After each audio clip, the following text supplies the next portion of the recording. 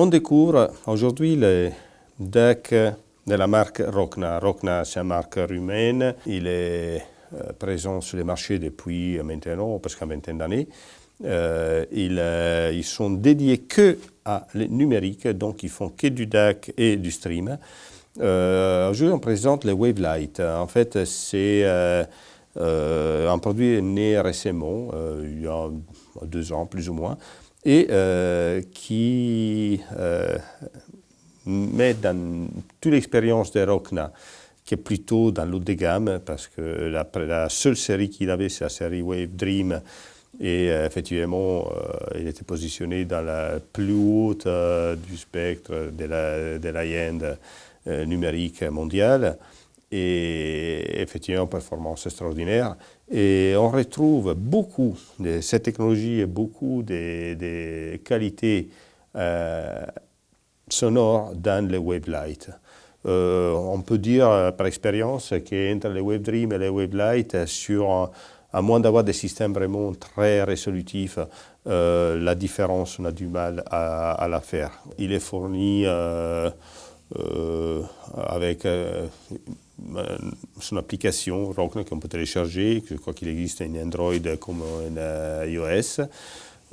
Donc voilà, c'est connecté en Bluetooth, c'est en connexion directe, on n'a pas besoin de chercher l'appareil pour se connecter.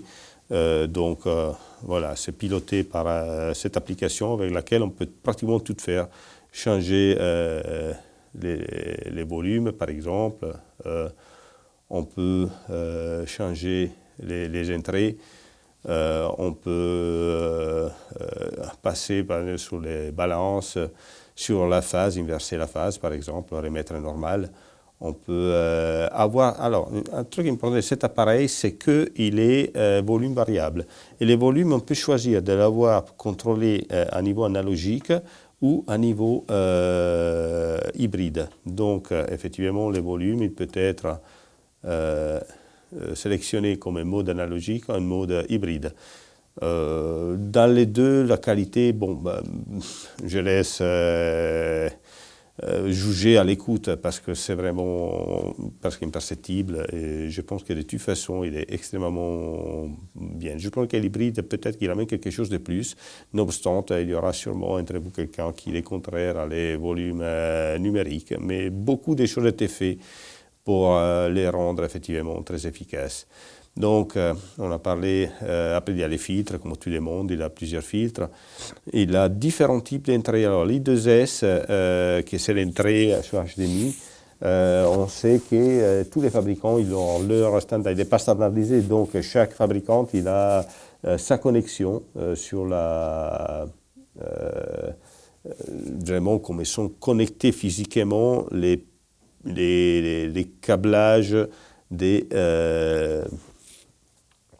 sur la prise i2s. Donc, et on peut ici, le Rokna prévoit plusieurs types de connexions, de façon de les rendre compatibles pratiquement avec la grande majorité des streamers du marché. Et c'est très important en fait parce que par exemple il est compatible avec Metronome, avec Oppo, avec autres marques voilà, qui maintenant sont connues et très populaires. Donc, on retourne sur les volumes. Une chose qui est très intéressante, on dit volume mode analogue, mais aussi on a l'entrée analogique.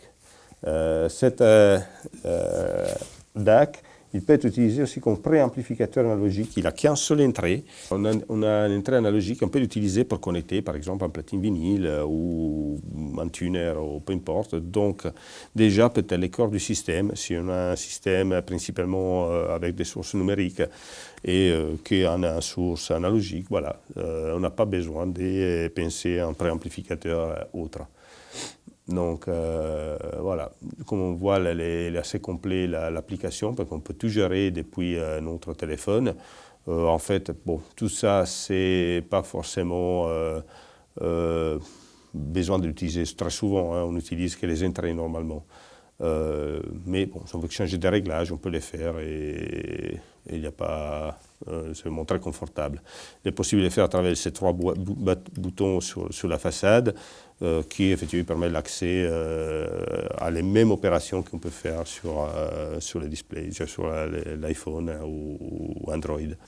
Voilà. Comme on dit, un appareil assez complet. À niveau performance, il permet de gérer tout type de formats PCM 32 bits, 784 kHz ou DSD jusqu'à 512, peut-être même 1000. Mais bon, sincèrement, je ne connais aucune des morceaux avec cette densité. On va voir maintenant l'appareil pour la partie, disons, connectique postérieure. On découvre le Wavelight sur les panneaux postérieurs. Bon, ici la prise ISC pour l'alimentation. Ici la partie des entrées.